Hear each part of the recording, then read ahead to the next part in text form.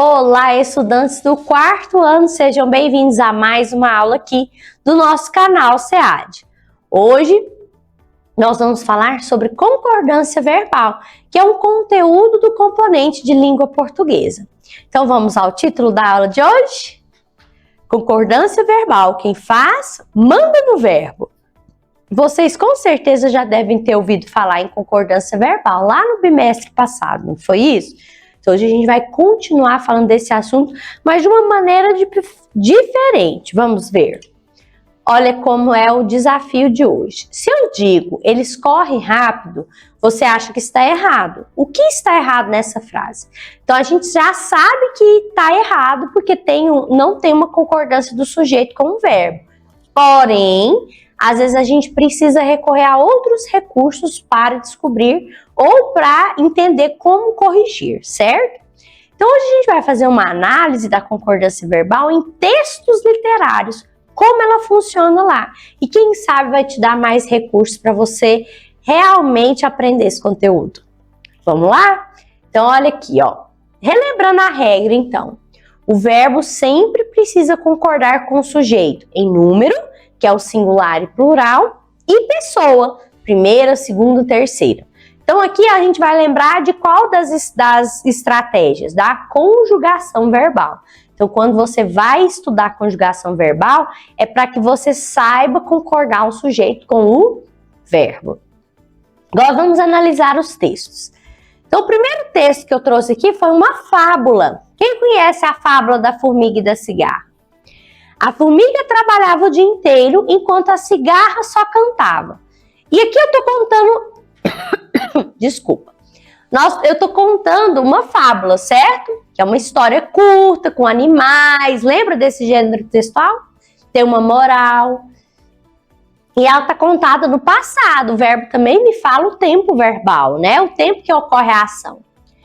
Então aqui eu tenho a formiga e a cigarra. O que a cigarra fazia? Cantava. E o que a formiga fazia? Trabalhava.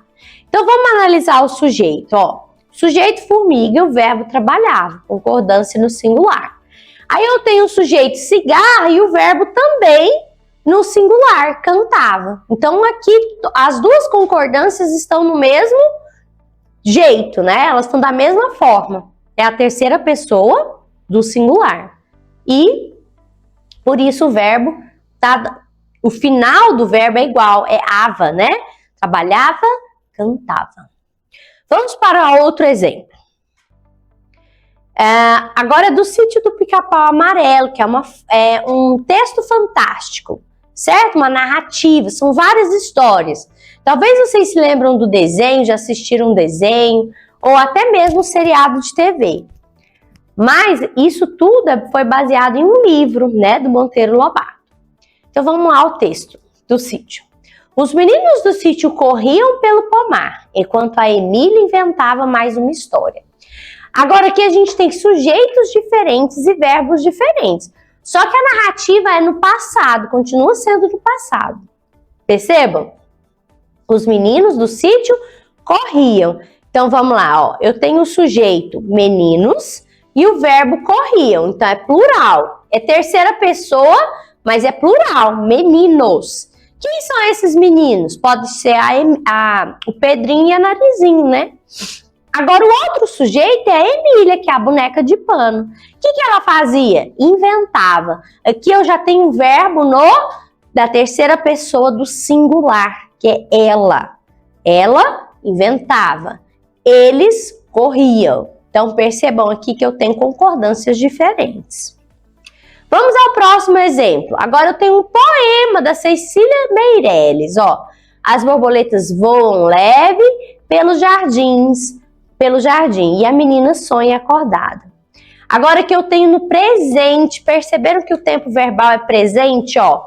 Voam e sonha. Voam, sonha. Isso tudo é no presente. Mas vamos ao sujeito. Sujeito, borboletas, voam, plural. Então aqui eu tenho a terceira pessoa do plural. Borboletas, elas o quê? Voam. Aí, a segunda frase, a menina sonha acordada. Eu já tenho o verbo no singular, terceira pessoa do singular. Então, aqui eu também tenho concordâncias diferentes. Mas o que mudou daqui, desse exemplo pro anterior? Que o primeiro estava no passado, os dois primeiros. Agora que eu tenho no presente. Então, olha quanta informação o verbo pode trazer para nós, pessoal. O sujeito, né? A pessoa, no caso, o número, né? Se singular ou plural, e ainda mais o tempo que a ação ocorre. Então, o sujeito conta tudo para nós. Próximo exemplo. Agora vamos para um conto de fada. O João e Maria. Já conhece esse conto? João e Maria entraram na floresta. A cada passo, o coração deles batia mais forte. Aqui eu tenho dois sujeitos também. João e Maria entraram, aqui é plural, certo? No passado também. Já o batia, quem batia? O coração. O sujeito é o coração.